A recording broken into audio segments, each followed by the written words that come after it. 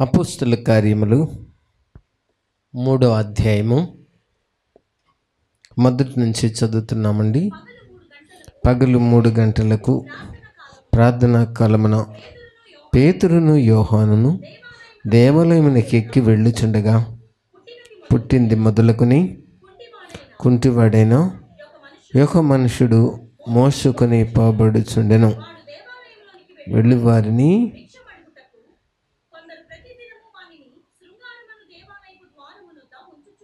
చాలండి. ప్రియులారా,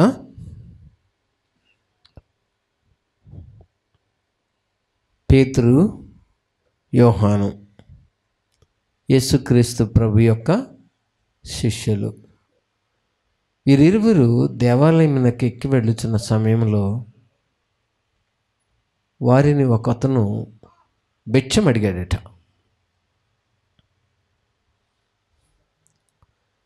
భిక్షం అడిగితే దేవుని సేవ చేసే ఈ పేతురు దగ్గర కానీ యోహాను దగ్గర కానీ కనీసం ఒక 10 రూపాయలు కూడా ఉన్నట్టు కనబట్లా. వాళ్ళు అంటున్నారు, వెండి బంగారాలు మా దగ్గర లేవు అన్నారు. అంటే ఏమీ లేనటువంటి వారుగానే ఉన్నారు వాళ్ళు. కనీసం వాళ్ళ పర్సులో కానీ వాళ్ళ జేబులో కానీ అసలు ఏమీ లేనట్టుగానే వారు చెప్పారు, మా దగ్గర ఏమి లేవు, వెండి బంగారాలు మా దగ్గర లేవన్నారు. ఆ సమయంలో చూడండి, వారు ఏదో డబ్బు తీసుకునే సేవా పరిచర్యకు వెళుతున్న వారు కాదు. డబ్బుతో దేవుని సేవ చేయాలనుకునేది చాలామందికి వచ్చే ఆలోచన. కానీ డబ్బు చేత దేవుని సేవ అనేది కష్టమే. డబ్బును చూడగానే మనుషులు తగ్గించుకోవడం అనేది ఆగిపోద్ది. ధనం అనేది మనిషికి ఎప్పుడైతే కంటికి కనబడిందో ఇక వాక్యానికి లోబట్టం కానీ తగ్గించుకోవడం కానీ తాను తగ్గించుకుని ప్రార్థించడం కానీ అనేది మనిషి జీవితంలో ఆగిపోద్ది. ఇక ఎంతవరకు ఇతరులతో సరిచూసుకునే విధంగా వాళ్ళకి ఏముంది మాకేముంది, వాళ్ళకి ఏ ఇంట్లో ఏమున్నాయి మాకేమున్నాయి, వాళ్ళ మెడలో ఏమున్నాయి మా దగ్గర ఏమున్నాయి, ఇలా సరిచూసుకునే స్థాయికి వాళ్ళకి ఏ భవనం ఉంది మాకే భవనం ఉంది, వాళ్ళకి ఏ బండి ఉంది మాకే బండి ఉంది అనే విధంగానే ఒకరినొకరు సరిచూసుకునే స్థాయికే మనుషులు ఇక విడిచిపెట్టబడతారు. వాళ్ళకే కారు ఉంది మాకే కారు ఉంది, ఇదే స్థాయి వచ్చేస్తుంది. అందుకని డబ్బు అనేది అవసరమే, కానీ డబ్బు చేత చాలామంది గర్విష్ఠులైపోయారు. లోబడటం అనేది దూరం అయిపోయింది. వాక్యానికి లోబడటం దూరం అయిపోయింది, దేవునికి లోబడటం దూరం అయిపోయింది, దేవుని యొక్క మాటలు వినే మనసుకు దూరం అయిపోయారు, దేవుని సన్నిధికి దూరం అయిపోయారు, వాక్యానికి దూరం అయిపోయారు, వాక్యం వినే మనస్సు దూరం అయిపోయింది, దేవుని దగ్గరకు నడిచే కాళ్ళు కూడా దూరం అయిపోయాయి. ఏంటంటే దీని అంతటి కారణం వారి కన్ను ధనము వైపు చూశాను. ధనము వైపు చూస్తే ఏంటి, ఇప్పుడు ధనం వైపు చూసిన వాళ్ళందరూ భక్తి చేయట్లేదా? కోట్లు ఉన్నవారు దేవుని వైపు చూడలేదా? వాళ్ళు గర్విష్ఠులు అయ్యారంటే నేనే ఇతరులకు బోధించిన తర్వాత నేనేమైపోతున్నానని దినదినము నన్ను నేను ఏం చేస్తున్నాను, నలగొట్టుకుంటున్నాను. ఈ అనుభవం అనేది, ఈ నలగొట్టుకోవడం అనేది మనిషికి అవుద్దా? మనిషి ప్రతి వ్యక్తి కూడా తను తాను నలగొట్టుకునే స్థాయిలోనికి మనుషులు తగ్గించుకోగలరా? తను తాను నలగొట్టుకునే అంత స్థాయిలోనికి వారి హృదయం వైపు చూసుకోగలరా? అది కష్టం. ధనం వైపు చూసినప్పుడు హృదయం వైపు చూడటం అనేది అవ్వదు. కాబట్టి వీరిద్దరి దగ్గర కనీసం ₹1 కూడా లేదు. ఆ రోజుల్లో షెకులు ఉంటే షెకులు కూడా లేదు.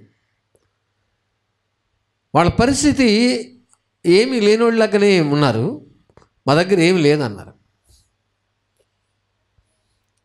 దేవుని యొక్క పరిచర్యకు మరి డబ్బు అవసరం అని చెప్పి వాళ్ళు ప్రార్థన చేస్తే దేవుడు డబ్బు ఇవ్వరా? వారు ఆ రోజుల్లో ఉన్నటువంటి శక్తి కలిగినటువంటి దేవుని శిష్యులుగా ఉన్నారు. ఒక పవర్ఫుల్ డిసైపుల్స్గానే ఉన్నారు వాళ్ళు. కానీ మరి డబ్బు లేదు. డబ్బు అనేది ఎప్పుడైతే మనిషి మనసులోకి వచ్చిందో ఆత్మీయత అనేది అప్పుడే డౌన్ అయిపోద్ది.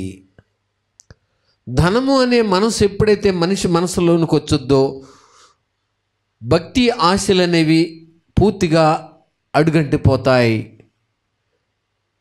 ప్రపంచంలో జరుగుతున్నదే ఇది. అమెరికా దేశము చాలా గొప్ప దేశము, కానీ అక్కడ దేవుని వాక్యాన్ని ప్రకటించే దేశమే అది. ప్రపంచానికే సువార్తకులను పంపిన దేశమే అది.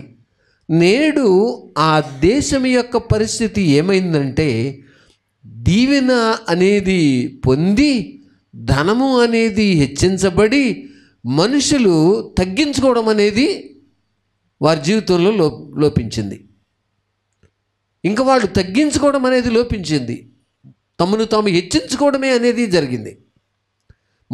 మాకు మా ఇంట్లో ఎంతమంది ఉన్నామో అంతమందికి మాకు వెహికల్స్ ఉన్నాయి, మాకేంటి, మాకు ధనం ఉంది, మాకు అన్నీ ఉన్నాయి, ఇంకా దేవుడు ఎందుకు అనే పరిస్థితి వచ్చినప్పుడు ఆ దేశము ప్రజలు ఏ దేవుని చేత, దేవుని వాక్యం చేతది ఆ దేశము కట్టబడిందో లేక ఆ దేశము దీవించబడిందో అదే వాక్యానికి వాళ్ళ హృదయాల్లో స్థలము లేకుండా పోయింది.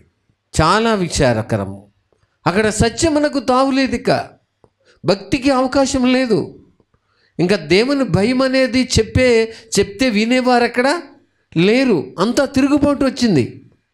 దేవుని భయముని గురించి చెప్తే వినే మనసు లేదు. దాని అంతటికి కారణం ఏంటంటే ధనం. ఈ ధనం ఏం చేసింది? మనుషుల్ని గరిష్ఠులుగా చేసింది, లోబడనీయకుండా చేసింది, తగ్గించుకునే మనసు లేకుండా చేసింది. ఈరోజున అనేకులు సేవకుల్ని మనం చూస్తాం. వారు ఎంత ఉన్నతమైన స్థితిలో ఉన్నా తమను తాము తగ్గించుకుని ఉండుట కనుగొనగలము. కానీ కొంతమంది సేవకులను చూస్తాము, కానీ వాళ్ళు అంతగా కాకపోయినా వాళ్ళ యొక్క పరిస్థితిని చూస్తే చాలా లోబట్టం అనేది చాలా కష్టంగా అనిపించినట్టు మనం కనుగొనగలం. అయ్యో, ఇంతలోనే వీరు ఇంత గర్విష్ఠులు అయిపోయినారా అనిపిస్తుంది. ఇంతలోనే గర్విష్ఠులు అయిపోయినారా? నేను ఒక వివాహ కార్యక్రమానికి వెళ్ళి ఉన్నాను. వెళ్ళినప్పుడు మన సావాసంలో ఉన్నటువంటి వ్యక్తే ఆ వివాహానికి వచ్చి నాకు ఎదురుపడిన అనేక సార్లు కనీసము వందనములు చెప్పడానికి కూడా తనకేం లేదు, మనసు లేదు.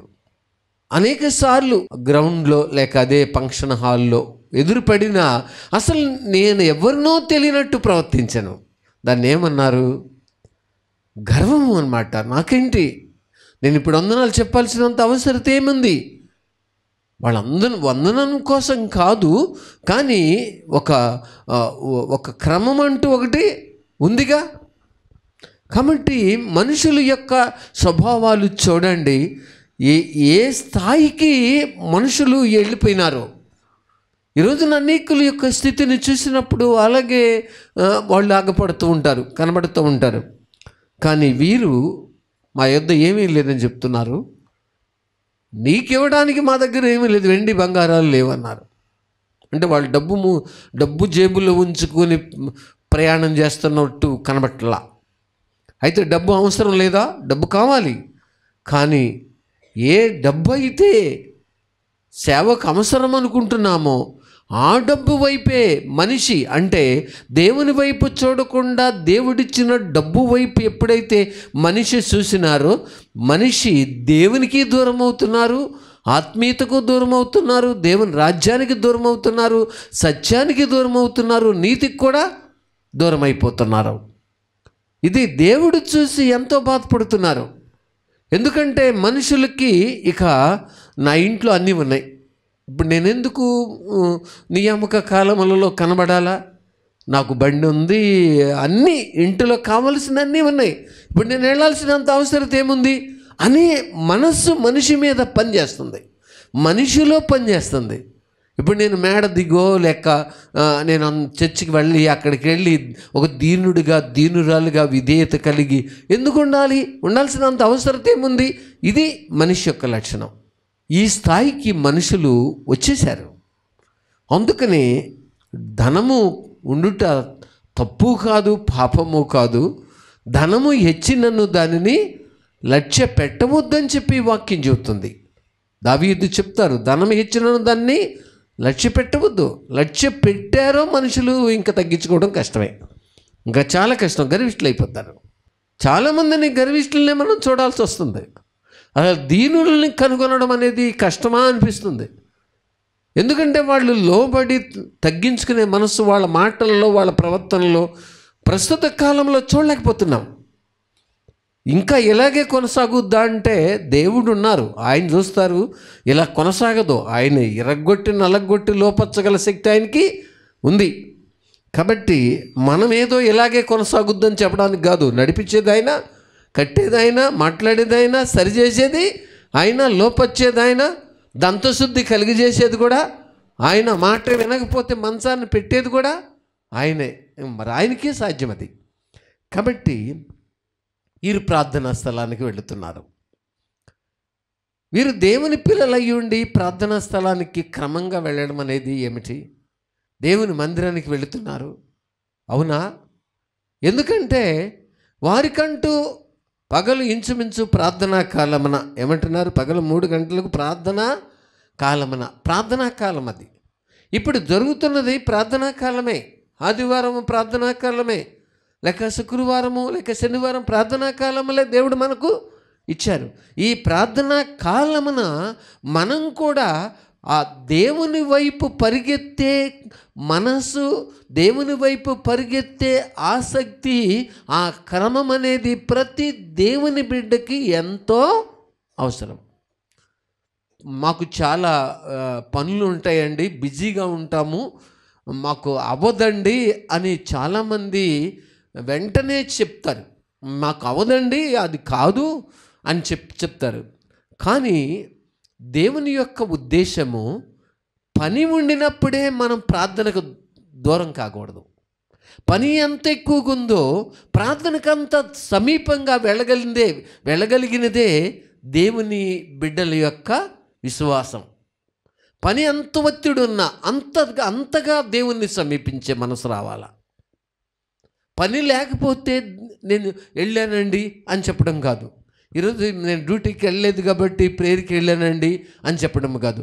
పని ఉండాలి, పని చేయాలి, పనిలో ఉండి కూడా ప్రేయర్ టయాన్ని, ప్రార్థనా కాలాన్ని సద్వినియోగం చేసుకోవాలి. అది విశ్వాసి యొక్క లక్షణం, అది దేవుని బిడ్డల యొక్క మంచి మనసు, అది నిరీక్షణతో కూడిన దేవుని పిల్లల యొక్క మంచి హృదయం, దేవునికి భయపడే హృదయం. అది మాకు పనులు ఉన్నాయండి, మాకు అవ్వదండి అని చెప్పేద్దరు.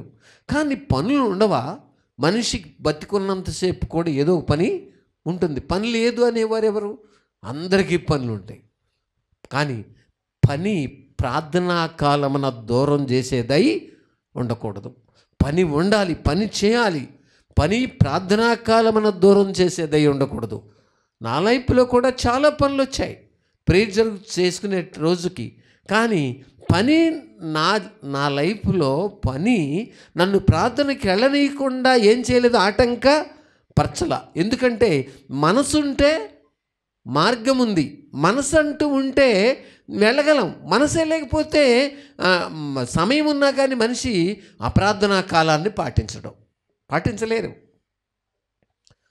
మనసు లేదు ముందు. మనసు ఉంటే ప్రార్థనా కాలం అవుతుంది, మేము వెళ్ళాలి, పిల్లలను తీసుకుని పోవాలి, లేక మేమందరం కుటుంబ సమేతంగా వెళ్ళాలి, దేవుని సన్నిధికి పోవాలి, ఇది మన ప్రార్థనా కాలం, ఇది మన ప్రార్థనా క్రమం, దీన్ని తప్పిపోయి మనం ఏది సాధించలేము, ఇది మన క్రమం, ఇది మన ప్రార్థనా కాలం అనే మనసు ప్రతి ఒక్కరిలో గంట కొట్టేదై ఉండాలి. ఆ టైం అయినప్పుడు గంట కొట్టాలి, ఆ ప్రార్థనా కాలము గంట కొట్టాలి. ప్రార్థనా కాలం వీరు క్రమంగా ప్రార్థనా కాలానికి వారు ప్రయాణం చేస్తున్నారు. కానీ దేవుని మందిరానికి వెళుతున్నారు. మరి అక్కడ ఎంతోమంది విశ్వాసులు ఉంటారు. శృంగారం అనే దేవాలయం అది, అనేకులు వస్తారు. వీరు వెళుతున్నారు. అది ప్రార్థనా కాలం. ఆ రోజున అది ఒక క్రమం. ఆ పరిస్థితిని పాటిస్తూ ఉన్నారు. కానీ వారు వెళుతున్న మార్గములో ఒక పుట్టింది మొదలుకొని కుంటివాడైన ఒక వ్యక్తి కనబడ్డాడు. మోసుకొని రాబడుతూ అక్కడ కూర్చోబెట్టి అతను మూలముగా కొంతమంది పోషించబొట్టం అనేది జరుగుతుంది. కానీ పుట్టింది మొదలుకొని కుంటివాడే. ఎవరో తెచ్చి, వాళ్ళ బంధువులు ఎవరో ఇంటివారో తెచ్చి అక్కడ కూర్చోబెట్టి అతను భిక్షం అడిగితే ఆ డబ్బును వాళ్ళు అందరూ కలిసి చక్కగా వాళ్ళు జీవిస్తూ ఉండవచ్చు. కానీ పేతురు యోహాను అదే మార్గంలో వెళుతూ ఉన్నప్పుడు వారిని భిక్షం అడిగారండి. ఈయన వాళ్ళు కూడా నిలువుటంగి వేసుకుని తోలు దట్టి కట్టుకుని ఉండవచ్చు. పేతురు యోహాను కూడా వాళ్ళ దగ్గర కూడా ఒక సంచి ఉండవచ్చు, లేక ఒక బైబిల్ వండి ఉండవచ్చు. కానీ వారు సేవకులని అనుకుని ఉండొచ్చు. ఈయన కూడా, ఈ బిచ్చగాడు, ఇతని పేరు చెప్పలేదు. కానీ వీళ్ళు సేవకులు, వీళ్ళు చాలా చాలా హై లెవెల్లో ఉన్నారు. వీళ్ళ దగ్గర ఏదో ఎక్కువ నాకు అమౌంట్ దొరుకుతుందనే ఆలోచన ఆయనకు వచ్చింది. అందుకని వీళ్ళని వదలకూడదు, వీళ్ళని అడగాలనేటువంటి మనసు ఆయనకు వచ్చింది. చూసారా? కానీ పేతురు యోహాన్ని భిక్షం అడిగితే వాళ్ళు చేయి చూపించి ఆగాగు అని చెప్పి ఏదో తల ఊపి ఒక చిరునవ్వి నవ్వి ముందుకు సాగిపోయిన వాళ్ళు కాదు. సహజంగా అలా జరుగుతుంది. చిరునవ్వి నవ్వి ఓకే ఓకే ఓకే ఇప్పుడు ఏం కాదులే అని చెప్పి ఏం చేయొచ్చు, ముందుకు వెళ్ళిపోవచ్చు. కానీ వీళ్ళిద్దరూ కూడా అలా దాటిపోలా, ఆ బిచ్చగాడిని దాటిపోలా. వాళ్ళిద్దరూ కూడా ఆ బిచ్చగాడు ఏమడుగుతున్నాడో దాన్ని ఆలకించారు, దాన్ని అర్థం చేసుకున్నారు. బిచ్చం అడుగుతున్నాడు, వాళ్ళిద్దరు నిలబడిపోయారు. కానీ ఇద్దరి దగ్గర ఏం లేవు. పేతురు అడిగి ఉండొచ్చు, యోహాన్ నీ దగ్గర ఏమైనా ఉన్నాయా? నా దగ్గర ఏం లేవు. ఇలా ఒకరినొకరు సంభాషణ చేసుకుని ఇద్దరి దగ్గర లేవు. అయ్యో మా యుద్ధ ఏమీ లేవే, ఏమీ లేనప్పుడు అడిగేవేంటి అయ్యా బాబు అనుకుని ఉండొచ్చు వాళ్ళు కూడా. ఏమయ్యా ఏమీ లేనప్పుడు అడుగుతున్నావే, అయ్యయ్యో ఎంత విచారం, ఉంటే మేము ఇచ్చేద్దాం అని వాళ్ళ మనసులో అనుకోవచ్చు. అయినను వారి విశ్వాసంతో దేవునితో నింపబడి దేవుని ఆత్మతో నింపబడిన సేవకులు కాబట్టి వారు మా యొద్ద ఏమీ లేదు, వెండి లేదు, బంగారం లేదు, లేక కాయిన్స్ లేవు, పేపర్ మనీ కూడా లేదు, మా దగ్గర డాలర్ లేదు, సెక్కులు లేదు, ఏమీ లేదు. కానీ మేము కలిగి ఉందని నీకు ఇస్తాము అని చెప్పేలాగా వాళ్ళిద్దరూ ఏకాత్మతో నిలబడిపోయారు. మాకు కలిగింది మేము మీకు ఇస్తామన్నారు. మాకు కలిగింది మీకు ఇస్తాం. చూసారా? అతను అడుగుతుందో చూస్తే చాలా ఇంట్రెస్ట్గా ఉంది. వారి యొద్ద ఏమైనా దొరుకునని చాలా లక్ష్యం ఉంచెను అని చెప్పేసి కూడా మనం చదువుతాం. వారి యొద్ద ఏమైనా దొరుకునని కనిపెట్టుచు వారి యందు లక్ష్యముంచెను. వాళ్ళిద్దరూ నిలబడిపోయారు. ఇది కొద్ది నిమిషాల పాటు అక్కడ జరిగి ఉంటుంది ఈ సిచ్యువేషను. కానీ వాళ్ళు నిలబడిపోయారు. ఇద్దరు కూడా పేతురు యోహాను నిలబడిపోయారు సేవకులు. కానీ ఏదైనా దొరుకుద్దని చెప్పి కళ్ళు బాగా తెరిచి చాలా వారి ముఖము ఆ కళ్ళు ఆర్పకుండా ఆ రెండు చేతులు చాపి వారి వైపు అదే తీక్షణంగా లక్ష్యముంచి చూస్తూ ఉండవచ్చు. కానీ వాళ్ళకి అనిపించింది, అయ్యో పాపం ఇతను ఎంతో మన దగ్గర ఏదో ఎక్స్పెక్ట్ చేస్తున్నాడు, మనం ఏదో ఇచ్చేస్తామని. కానీ ఇతను ఎందు విశ్వాసం ఉన్నట్టుంది, చాలా ఆసక్తిగా ఉన్నాడు అని చెప్పి మాకు కలిగింది నీకు ఇస్తున్నామనే ఆత్మ ప్రేరేపణ చేత దేవుని ఆత్మ వారిని ధైర్యపరిచినప్పుడు, దేవుని ఆత్మ శక్తి వారిలో పనిచేస్తున్నప్పుడు వారు ఏం చేసినారు, ఆయన్ని కుడి చేయి పట్టుకుని నజరేయుడైన యేసు నామమున లేచి నడవమని చెప్పి అనగానే ఏం చేసినారు, ఆయన దిగ్గున లేచి వారితో పాటు నడుస్తూ మెట్లెక్కి పైకి వెళ్ళిపోతున్నారు. ప్రియులారా, దిగ్గున లేచినారు, వారితో పాటు ముందు వెళ్ళిపోతున్నారు.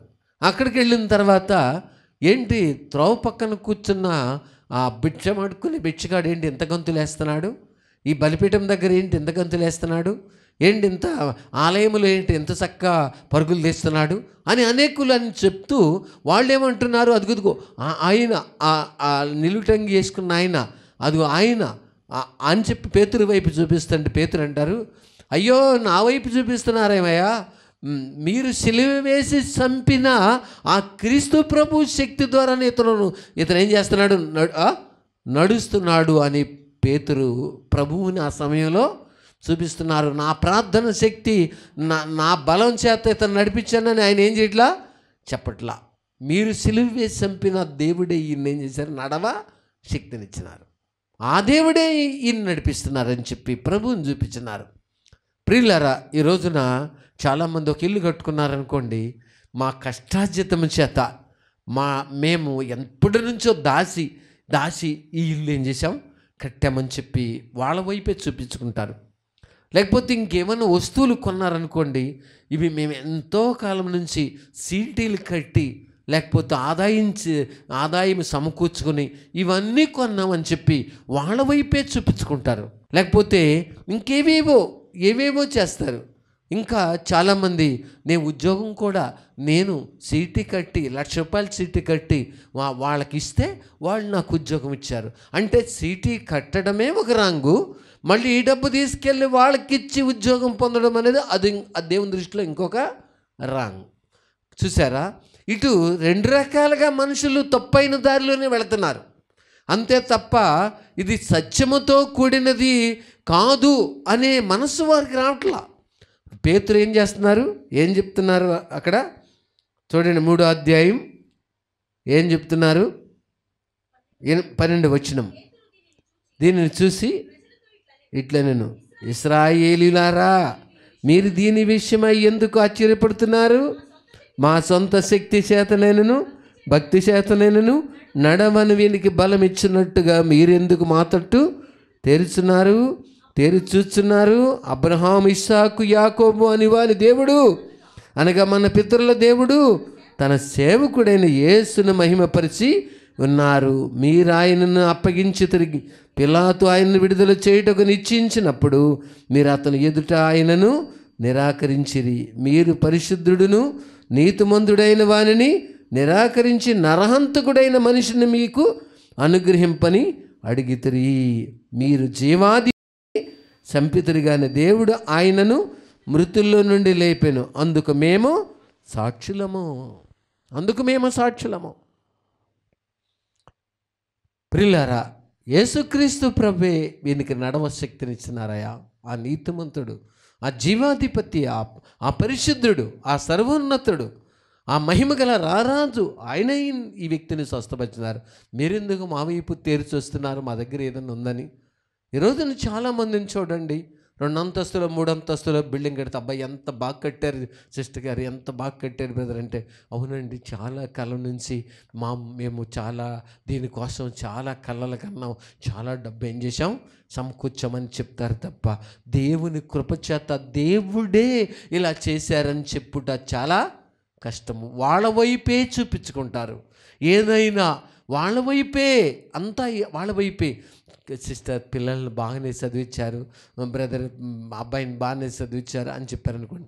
మరి ఏంటనుకున్నారు, అసలు మేము చాలా డబ్బు సమకూర్చి వీళ్ళ కోసం ఖర్చు పెట్టామని చెప్తారు తప్ప దేవుని కృప, దేవుని శక్తి, దేవుని దయ, దేవుని కనికరము వీరిని ఈ విధంగా సిద్ధం చేసిందని వారు దేవుని వైపు ఏం చేయరు, చూపించరు. మేమే ఎంత క్రమశిక్షణలో పెంచాం, ఎంత చక్కగా పెంచాం మేము కాబట్టి అలా పెంచాం.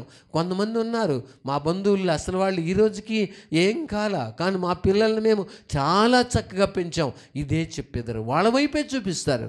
దేవుని కృప తప్ప ఏమీ లేదు అని చెప్పలేరు. ఎందుకంటే అసలు వాళ్ళ వైపు చూపించుకునేటప్పుడు దేవునికి భయపడే హృదయం ఉంటే అసలు వాళ్ళ వైపు ఏం చేయలేరు, ఎన్నడూ చూపించుకోలేరు. దేవునికి భయపడే హృదయం లేనందునే వాళ్ళు యేసు ప్రభువుని వెనకబెడతారు. వాళ్ళు ఏం చేస్తారు, ముందు ఉంటారు. అప్పుడు దేవుడు ఏం చేస్తారు, యేసు ప్రభువుని వెనకబెట్టి వారు మేము అనే మనసుతో ముందున్నప్పుడు దేవుడు ఏం చేస్తారు, నెమ్మదిగా వీళ్ళని వెనకబెడతారు. వీళ్ళ పరిస్థితులన్నిటినీ వెనకబెడతారు. ఆ సంగతి తెలిసి కొంతమంది, తెలియ కొంతమంది అలాగే ప్రవర్తిస్తారు, అలాగే మాట్లాడతారు.